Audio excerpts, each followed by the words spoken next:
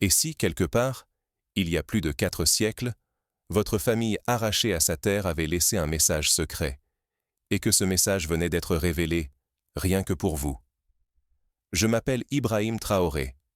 Je suis le président du Burkina Faso, mais ce que je vais partager aujourd'hui n'appartient pas au discours officiel. Ce n'est pas de la politique. C'est une histoire de sang, de mémoire, d'identité, un fil tendu à travers l'Atlantique, de génération en génération, contre l'oubli, l'exil et les chaînes. Imaginez, un soir, loin d'ici, votre ancêtre arraché à sa terre jure. Un jour, nous nous retrouverons. À cet instant précis, sur la côte africaine, un autre membre de votre famille grave cette promesse dans l'écorce d'un baobab centenaire, refusant la séparation comme une fatalité. Ce serment a survécu à plus de 12 générations. Il a traversé l'océan, les plantations, les cachots, les révoltes et les silences imposés. Porté par des murmures, des gestes codés, des histoires interdites, il a résisté à l'effacement. Aujourd'hui, 4 siècles plus tard, ce message refait surface. Non par les institutions, mais par un geste intime, familial, qui nous touche tous. Ce que vous allez entendre pourrait bouleverser tout ce que vous croyez savoir sur votre histoire, votre place dans le monde et la force qui sommeille en vous. Ce n'est pas une question de passé, c'est un choix pour notre avenir.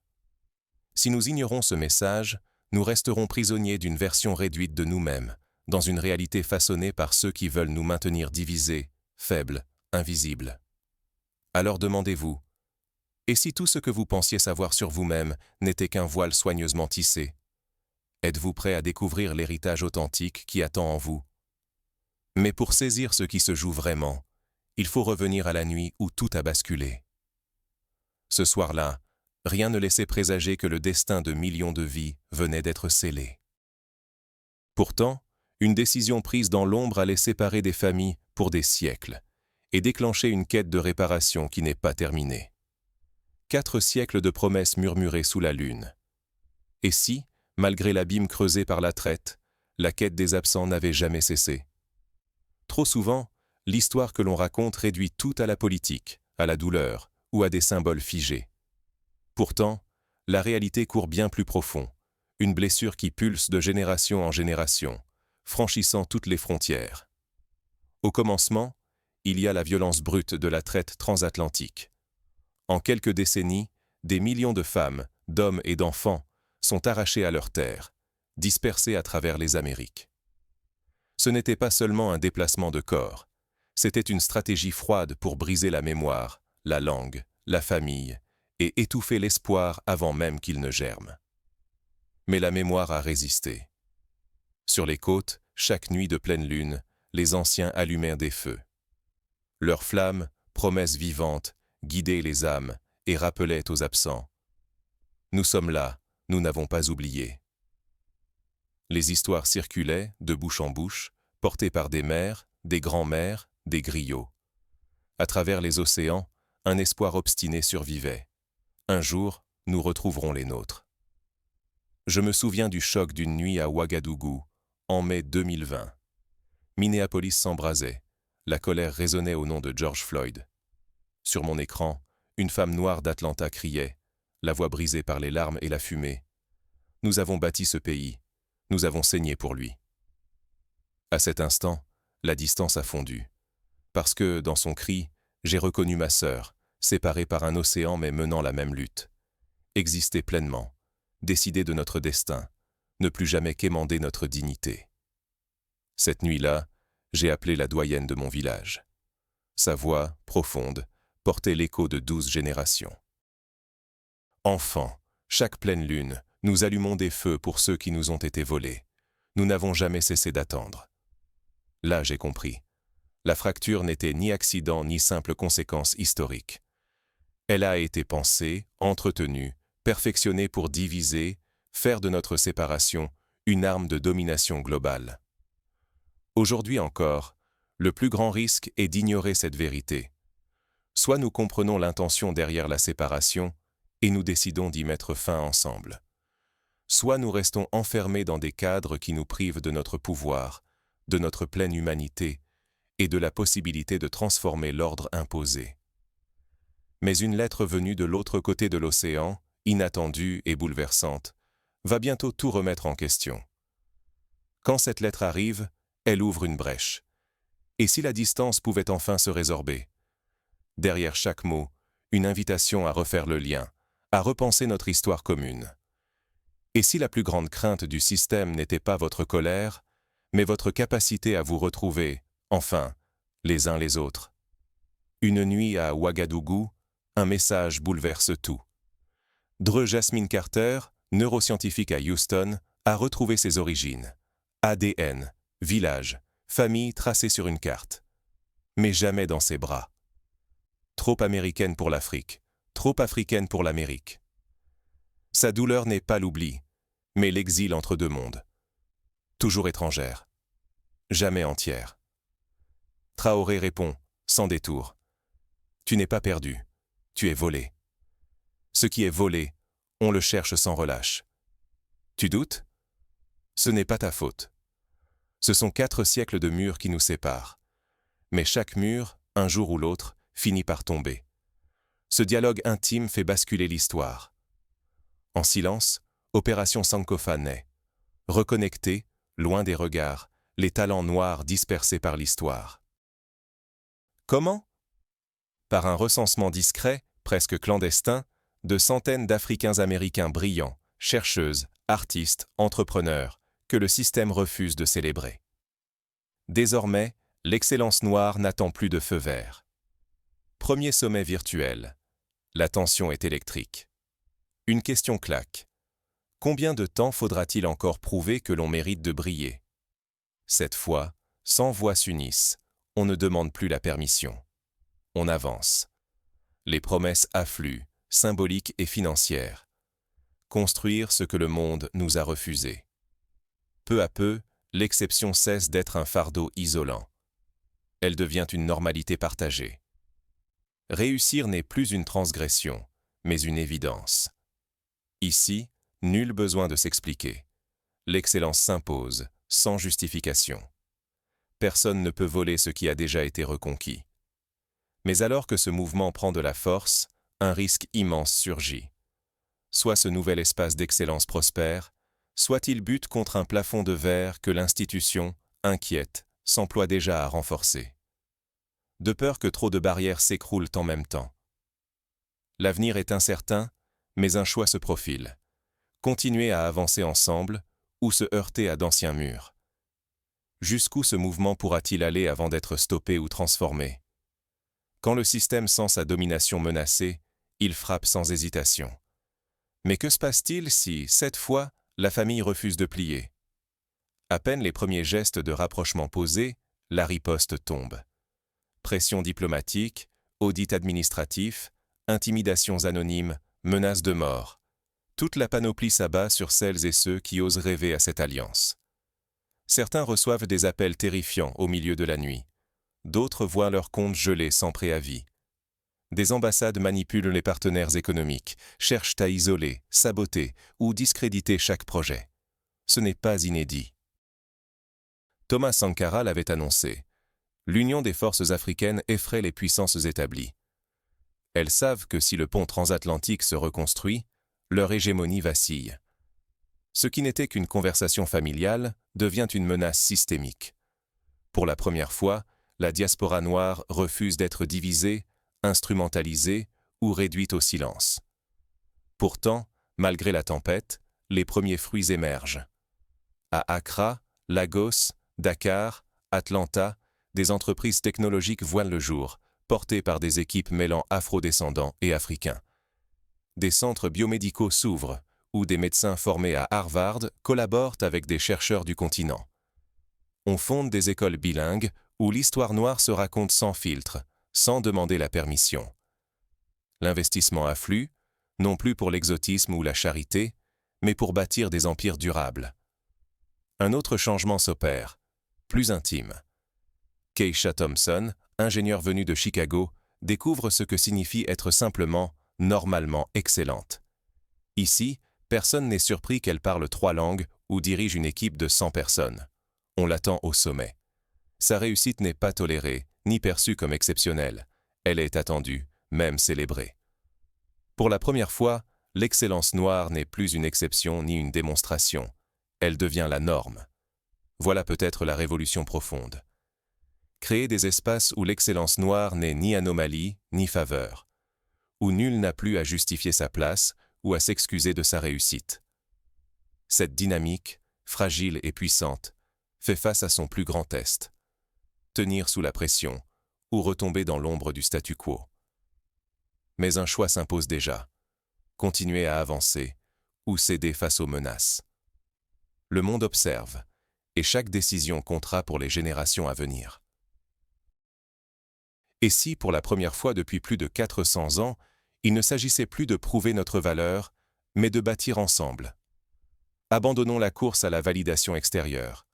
L'heure est venue de créer, d'ancrer l'excellence dans le réel et de la rendre accessible à tous, non plus réservée à une poignée d'élus. Aujourd'hui, le savoir, les brevets et les innovations circulent enfin. Ce qui fut longtemps gardé jalousement s'ouvre au collectif. Le partage de connaissances ne profite plus à une élite. Il irrigue les communautés, enrichit tout un continent et renforce la diaspora partout où elle vit. Partout, des initiatives germent. De nouvelles académies naissent, des fonds d'investissement émergent, des écoles alternatives se multiplient, une agriculture innovante s'implante du Sénégal jusqu'aux rives du Mississippi. Ce n'est plus la somme de talents isolés, mais la naissance d'un véritable écosystème où chaque victoire nourrit la suivante. Le secret de ce monde nouveau? C'est l'alliance directe entre les ressources africaines et le capital de la diaspora. Sans passer par les anciens centres de pouvoir, sans attendre la permission de quiconque. Les talents s'additionnent, se multiplient et réinventent ce qui paraissait impossible. La normalité de l'excellence noire. Qu'on ne s'y trompe pas. Il ne s'agit ni d'aide, ni de charité, ni d'un geste symbolique. C'est un retour à la famille, un retour à la normalité. La co-construction devient une évidence, et non plus une faveur rare ou fragile. Alors, que choisissons-nous? Rester spectateur d'une révolution silencieuse, ou devenir acteur de ce basculement? Continuer à lutter seul, ou rejoindre ce mouvement où l'excellence ne s'explique plus? Elle se vit, se transmet et se multiplie. Le moment est venu de décider de quel côté de l'histoire nous voulons nous tenir. Car chaque choix, chaque pas, redéfinit notre avenir collectif. Votre place vous attend depuis 4 siècles. Ce n'est pas une promesse, c'est une réalité. La réunion a déjà commencé, ici et maintenant. Les portes que d'autres ont tenté de nous fermer sont désormais grandes ouvertes. La table familiale n'accueille pas des spectateurs, mais des bâtisseurs de destin. Ce n'est ni un symbole, ni une faveur, ni un privilège réservé à quelques-uns. C'est un appel à reprendre ce qui n'a jamais cessé de nous appartenir. 4 siècles d'attente, de silence imposé, de doute sur notre droit d'exister, de rêver, d'appartenir. Pendant 4 siècles, nous avons quémandé la validation de ceux qui nous ont divisés, espérant une reconnaissance qui ne vient jamais sans condition. Mais ce cycle touche à sa fin. La réunion n'est plus un espoir lointain. Elle se vit, portée par celles et ceux qui refusent les rôles assignés et qui font de leur excellence la nouvelle norme. Reste une question, urgente et brûlante. Resterons-nous sur le seuil, à regarder d'autres écrire l'histoire de la puissance noire à notre place?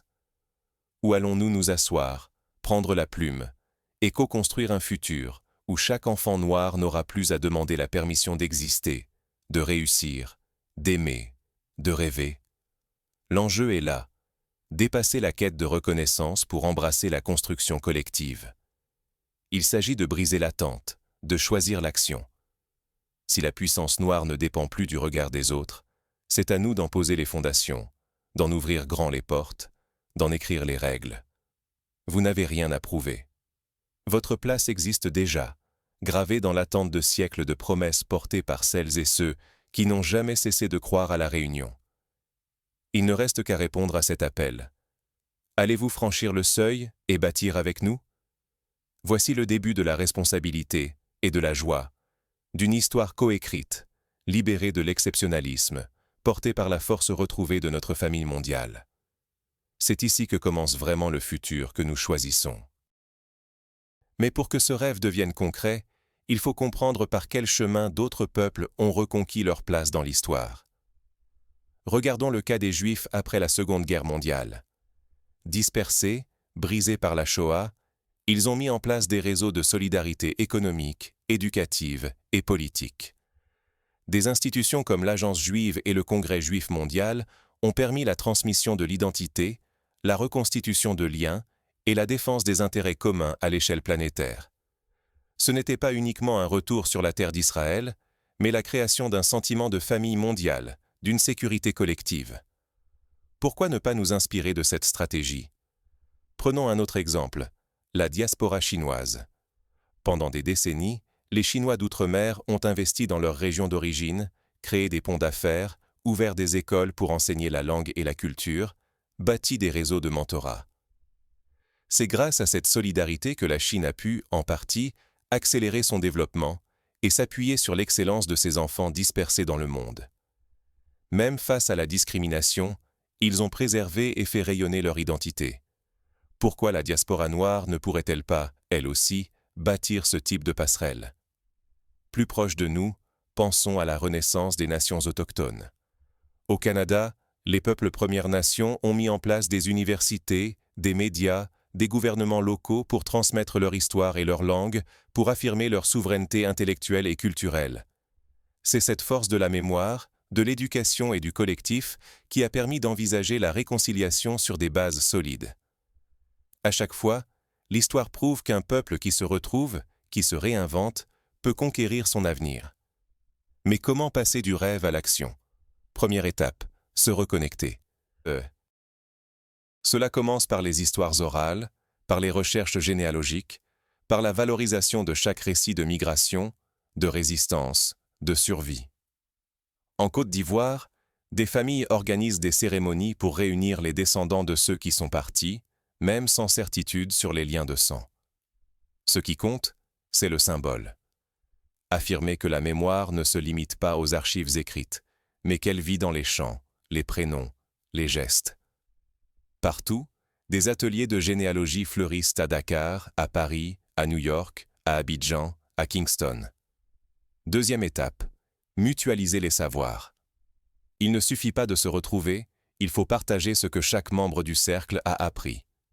Par exemple, en 2023, un réseau d'ingénieurs africains et afro-descendants a lancé une plateforme d'échange de brevets et de compétences. Chacun y propose son expertise, des modules de formation, des projets collaboratifs. En un an, plus de 1500 brevets ont été déposés en commun, touchant l'énergie solaire, l'agriculture durable, la santé numérique. C'est la multiplication des savoirs, le refus de la compétition destructrice. Troisième étape, investir collectivement. Les fonds de la diaspora commencent à irriguer l'économie du continent. À Lagos, en 2022, une start-up de biotechnologie dirigée par une équipe mixte Nigeria/États-Unis a levé 20 millions de dollars grâce à un fonds géré par des Afro-Américains. Cette entreprise a développé un test de dépistage du paludisme accessible pour moins d'$1, sauvant déjà des milliers de vies. Cet exemple prouve que l'argent du retour n'est pas de la charité, mais un investissement dans la dignité et la souveraineté. Quatrième étape, réinventer l'éducation. Dans la Caraïbe, plusieurs pays ont intégré l'histoire de la traite et de la résistance noire dans les programmes scolaires. En Jamaïque, à Trinidad, à la Barbade, des écoles alternatives enseignent les arts martiaux africains, la philosophie des griots, la logique des mathématiques éthiopiennes. À Paris, une association propose des séjours d'immersion pour les jeunes, mêlant racines africaines et innovation technologique. Ce sont ces initiatives qui forgent l'assurance, la fierté, la capacité d'agir. Cinquième étape. Bâtir des alliances stratégiques. Depuis 2020, des sommets rassemblent des entrepreneurs, des artistes, des militants, des chercheurs de toute la diaspora. À Dakar, lors du sommet de la diaspora africaine, plus de 700 projets ont été signés en 3 jours, allant de la finance à la culture, de la santé à la cybersécurité. Ces alliances ne dépendent plus des chancelleries occidentales, mais de la confiance entre pairs, du partage des risques et des victoires. Prenons le cas de la tech. En 2023, la première licorne africaine afrodescendante a vu le jour grâce à la synergie entre New York, Accra et Londres. Cette entreprise, Umoja Tech, a développé une solution de paiement mobile qui a permis à des millions de personnes non bancarisées d'accéder au commerce mondial. Derrière ce succès, une chaîne de solidarité, d'investissement, de mentorat. Ce modèle inspire déjà d'autres continents. Mais il ne s'agit pas seulement d'économie. Sur le plan artistique, la vague de la Black Renaissance touche le cinéma, la littérature, la musique. Des films produits en co-création entre Lagos, Paris, Los Angeles et Port-au-Prince remportent des prix à Cannes, à Berlin, à Sundance. Des écrivains bilingues publient des romans traduits en 15 langues. Des festivals célèbrent la mémoire partagée, la créativité sans frontières. Sur le plan social, des ONG transatlantiques s'engagent pour la justice climatique, la santé mentale, l'éducation inclusive. À Atlanta, un centre de ressources pour femmes afrodescendantes propose des ateliers de leadership, de santé reproductive, d'entrepreneuriat. À Bamako, une coopérative agricole gérée par d'anciens migrants investit dans l'agroécologie et la formation des jeunes. Les succès locaux deviennent des modèles globaux. Et la spiritualité ? Les religions afrodescendantes, longtemps diabolisées, retrouvent une place d'honneur. Le vaudou, la capoeira, les cérémonies mandingues ne sont plus cachées. Ils s'affichent, s'enseignent, s'exportent. C'est une reconquête de l'âme, une affirmation que la diversité spirituelle est une richesse, non un stigmate. Quels obstacles persistent ? La tentation du repli, la peur de la trahison, les rivalités héritées du passé. Certains doutent. Pourquoi se réunir alors que l'histoire nous a tant divisés ? Mais chaque pas vers l'autre est une victoire sur la fatalité. Il faut oser la vulnérabilité, accepter les différences, célébrer les parcours multiples. C'est dans ce tissage patient que naît la force collective. Face aux attaques, la résilience. Quand les pressions extérieures s'intensifient, des réseaux de protection émergent, juristes, journalistes, défenseurs des droits, hackers éthiques mettent en place des dispositifs pour sauvegarder les données, défendre les militants, alerter l'opinion internationale. La solidarité devient bouclier, la transparence une arme. L'exemple de Sankara inspire. Oser inventer l'avenir. C'est ce que font aujourd'hui des milliers d'initiatives, invisibles ou spectaculaires. La révolution n'est pas un événement unique, mais une somme de gestes quotidiens, une constance à refuser l'humiliation, à valoriser l'autre, à bâtir un héritage commun. Alors, concrètement, comment pouvez-vous agir, aujourd'hui, où que vous soyez ? Commencez par écrire votre histoire. Interrogez vos aînés, collectez les anecdotes, les chansons, les recettes. Partagez-les dans votre cercle, sur les réseaux.